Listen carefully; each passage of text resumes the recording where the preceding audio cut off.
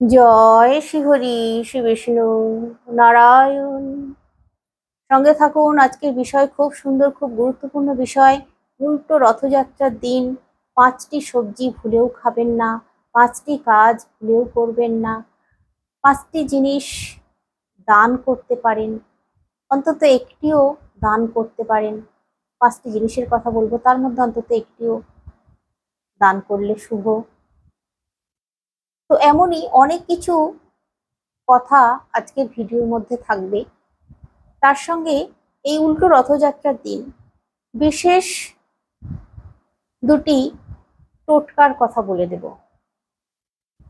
এই টোটকাগুলো করলে আপনাদের অর্থ উন্নতি হবে, অর্থ সৌভাগ্য আসবে, আপনারা সমস্ত কাজে সফল হবেন, আপনারা অনেক বেশি উপার্জন করতে পারবেন, অনেক দিক দিয়ে আপনারা সুযোগ সুবিধা পাবেন এই টোটকা করলে। তো এমনই অনেক কিছুই আজকের ভিডিওর মধ্যে থাকবে। তো যাই বা হোক নাই বা হোক, আপনারা অন্তত পক্ষে যদি এত কিছু জিনিস, এত কিছু নিয়ম মেনে চলতে নাও পারেন, একটা কাজ অবশ্যই করুন। আমি বলছি আপনাদেরকে, দেখবেন তাহলেও জগন্নাথ দেবের আশীর্বাদ পাবেন। জগন্নাথ দেবের আশীর্বাদে আপনারা সব সময় সুখে, শান্তিতে, আনন্দে দিন কাটাতে পারবেন সারা বছর।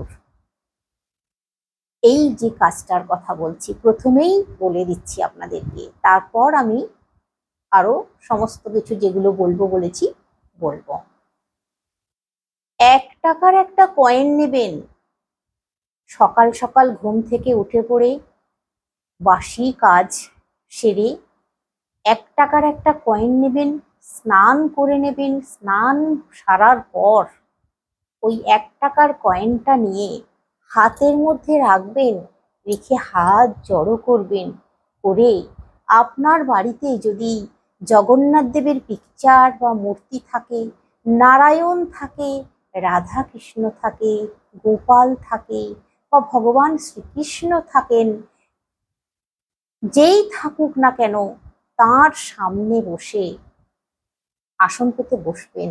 বসে হাত জড়ো করে টাকার কয়েনটা হাতের মাঝখানে রেখে হাত জড়ো করে প্রার্থনা করবেন জগন্নাথ দেবের কাছে। আপনার মনের কথা বলবেন। আর যদি সম্ভব হয়, যদি পারেন, আমি একটা মন্ত্র বলে দিচ্ছি, সেটা বলতে পারেন, তাহলেও কিন্তু অনেক বেশি ফল পাবেন। মন্ত্রটা হচ্ছে, আপনাদেরকে আমি একটু দেখে বলে দিচ্ছি। আমারও মন্ত্রটা সবসময় মুখস্থ থাকে না, যাক আমার মনে পড়ে গেছে, আমি বলে দিই আপনাদেরকে। নীলাচল নিবাসয় নিত্যায় পরমাত্মনে বলরাম সুভদ্রারাং জগন্নাথায়তে নমঃ। নীলাচল নিবাসয় নিত্যায় পরমাত্মনে বলরাম সুভদ্রারাং জগন্নাথায়তে নমঃ। এই মন্ত্রটা আপনারা যদি পাঠ করতে পারেন করবেন। আমি ডেসক্রিপশন বক্সে মন্ত্রটা দিয়ে দেবো, আপনারা দেখে নেবেন। আর যদি একান্তই না পাঠ করতে পারেন, অন্তত পক্ষে ওম নমো ভগবতে বাসুদেবায় নমঃ বলুন। 3 বার অন্তত কম পক্ষে বলুন। আর যদি সম্ভব হয় 11 বার, 21 বার, 108 বার জপ করতে পারেন।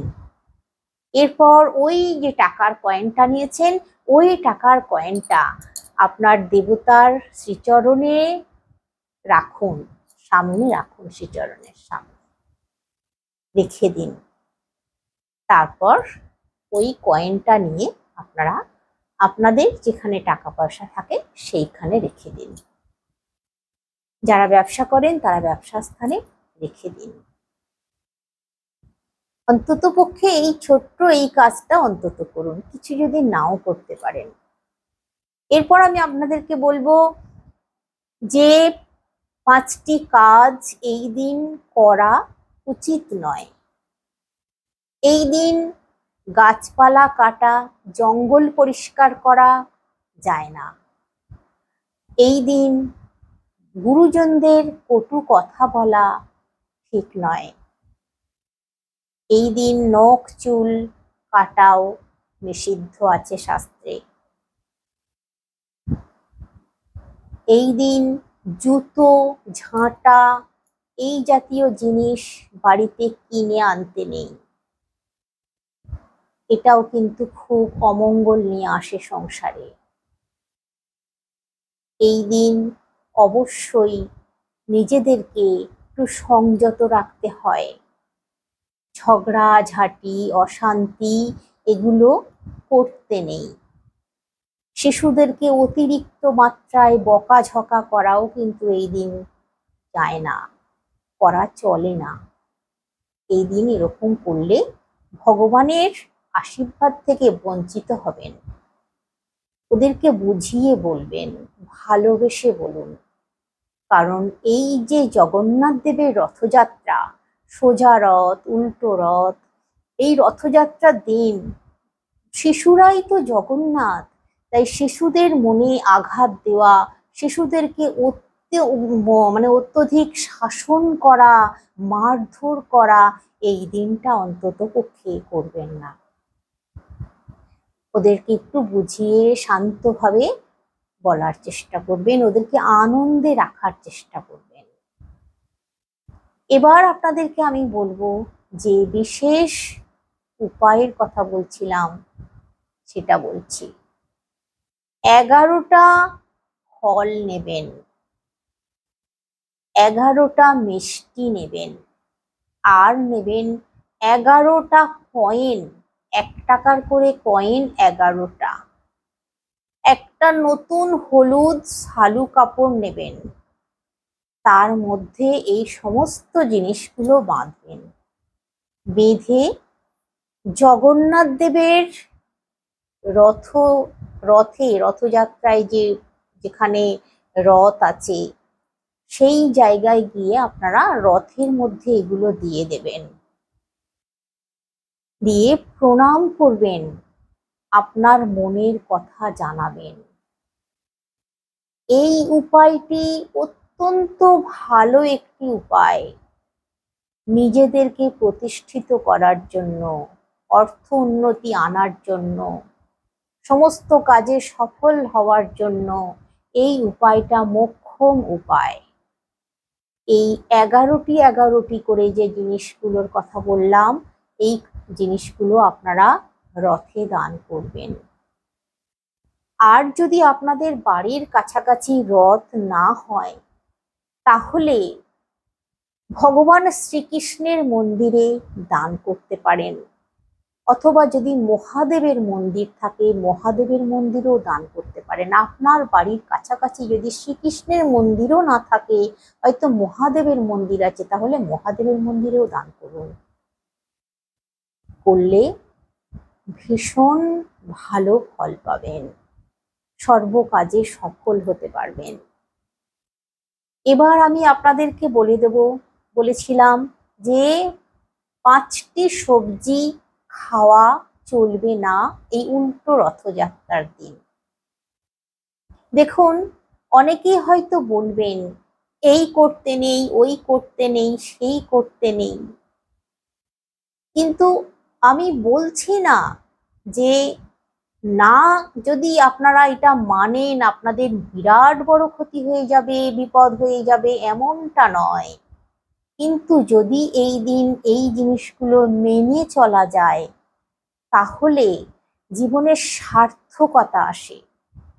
দেখবেন, আমার কথা মিলিয়ে নেবেন, এই দিন যদি এই জিনিসগুলো মানা যায়, তাহলে আপনারা যে অশান্তিতে আছেন, অশান্তিতে ভুগবেন না, শরীর সুস্থ থাকবে।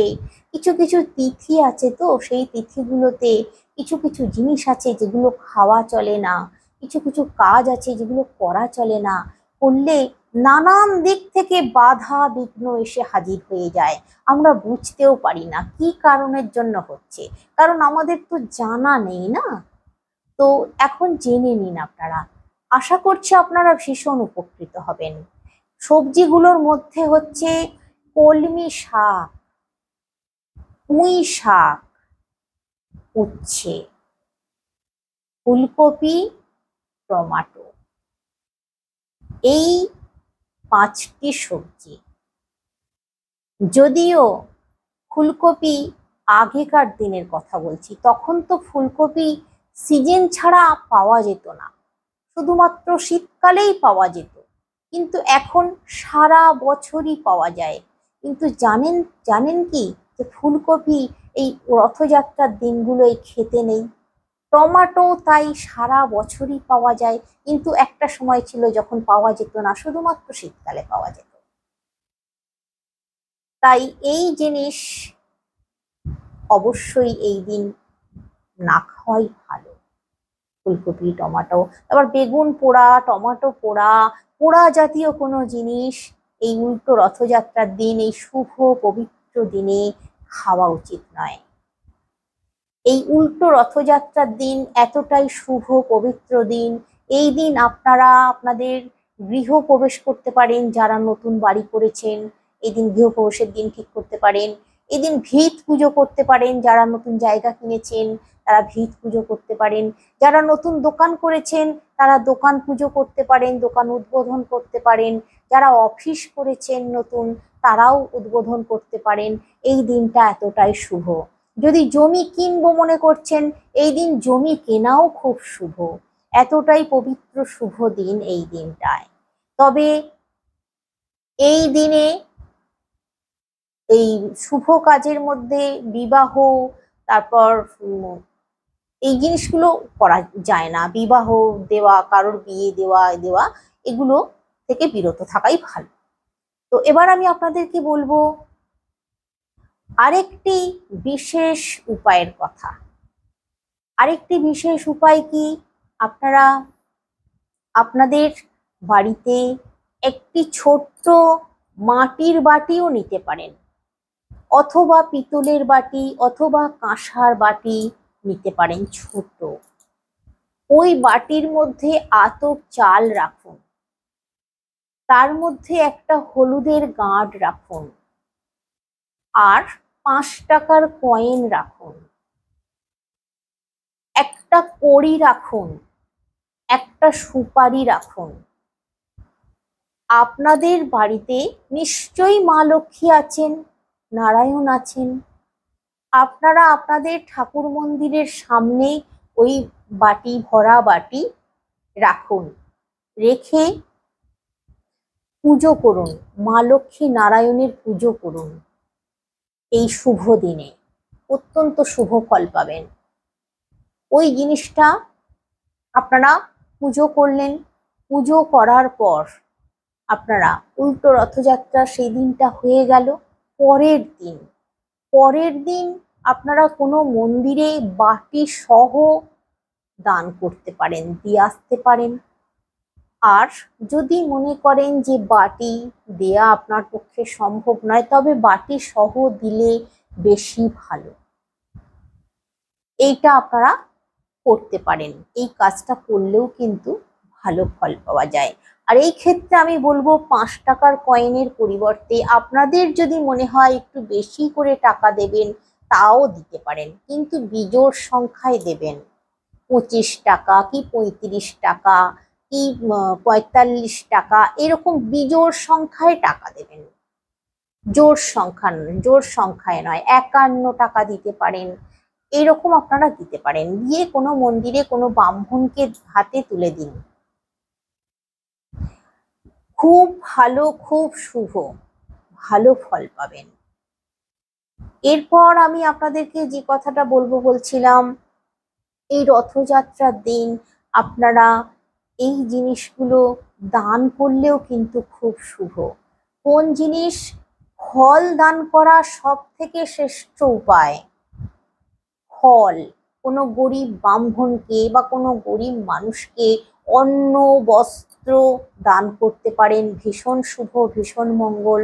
টাকা পয়সা দান করতে পারেন, ফল দান করতে পারেন, খুব ভালো ফল পাবেন। তাহলে আর এই দিন অবশ্যই যদি আপনারা কাউকে ছাতা দান করতে পারেন, ভীষণ ভালো ফল পাবেন।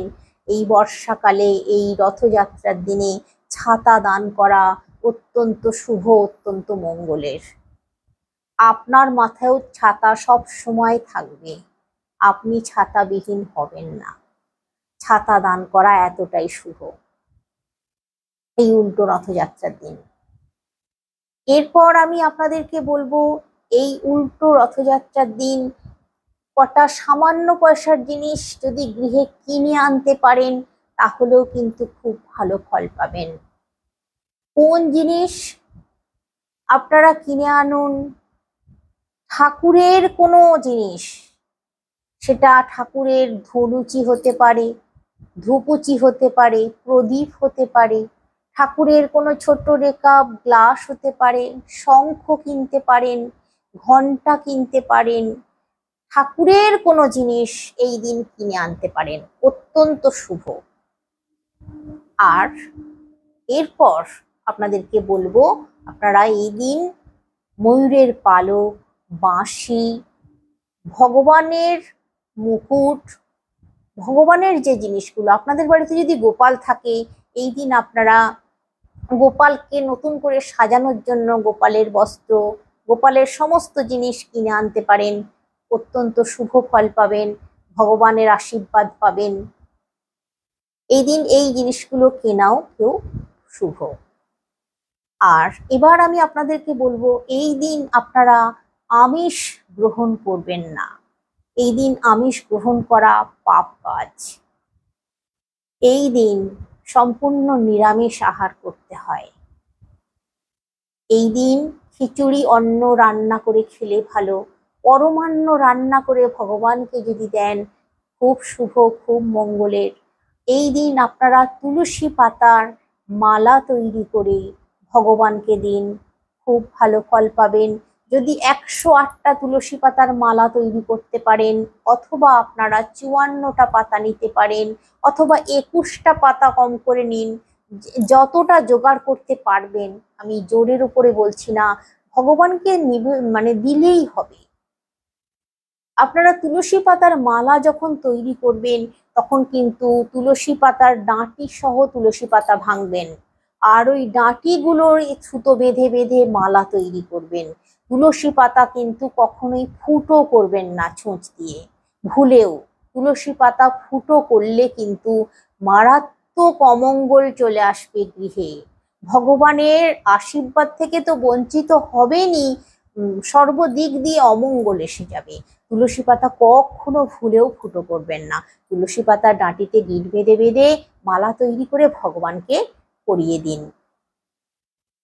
আর যদি মালা তৈরি করে পরাতে নাও পারেন, তাহলে ভগবানের শ্রীচরণে অন্তত তুলসী পাতা অর্পণ করুন, অত্যন্ত শুভ ফল পাবেন।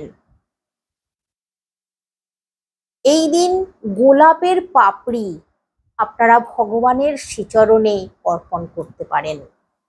গোলাপের পাপড়ি ভগবানের শ্রীচরণে অর্পণ করাও কিন্তু খুব শুভ এই উল্টো রথযাত্রার দিনে। যদি জগন্নাথ দেব থাকেন, নারায়ণ থাকে, অবশ্যই শ্রীচরণে অর্পণ করুন। কিছু গাছ আছে এই দিন কেনা খুব শুভ। এই ফুল গাছের কথা আমি বিশেষ করে বলে দিচ্ছি, দুটো ফুল গাছের কথা বিশেষ করে বলে দিচ্ছি। গাঁদা ফুল গাছ আর রজনীগন্ধা অথবা গন্ধরাজ, এই রকম ধরনের ফুল যদি কিনে নিয়ে এসে লাগাতে পারেন গৃহে, তবে ভীষণ ভালো ফল পাবেন, জগন্নাথ দেবের কৃপা পাবেন। রথযাত্রার দিন গাছ কেনা, উল্টো রথই হোক বা সোজা রথই হোক, উল্টো রথযাত্রার দিনেও আপনারা গাছ কিনে নিয়ে আসুন অবশ্যই। তো এই তো দুটো ফুল গাছের কথা বললাম। এবার আরো কিছু গাছ আছে, সেই গাছগুলো কেনাও কিন্তু খুব শুভ। যেমন ধরুন, এই দিন আপনারা নারকেল গাছ, সুপারি গাছ কিনে আনতে পারেন। সমস্ত ঠাকুরের পুজো অর্চনায় লাগে যে সমস্ত গাছগুলো, সেই রকম ধরনের গাছ আপনারা বাড়িতে কিনে নিয়ে আসতে পারেন, কিনে নিয়ে এসে রোপণ করতে পারেন। এরপর যেমন আম গাছ, আম্রপল্লব সারা বছর লাগে, আম খান আর না খান আম্রপল্লব তো সারা বছরই পুজোয় লাগে, লক্ষ্মী পুজোতেই লাগে। কলা গাছ, হলুদ গাছ, এই রকম ধরনের গাছগুলো আপনারা কিন্তু এই দিন আপনাদের বাড়িতে জায়গা থাকলে লাগাতেই পারেন। মানি প্লান্ট গাছ আপনারা নিয়ে এসে লাগাতে পারেন, এই দিন অত্যন্ত শুভ।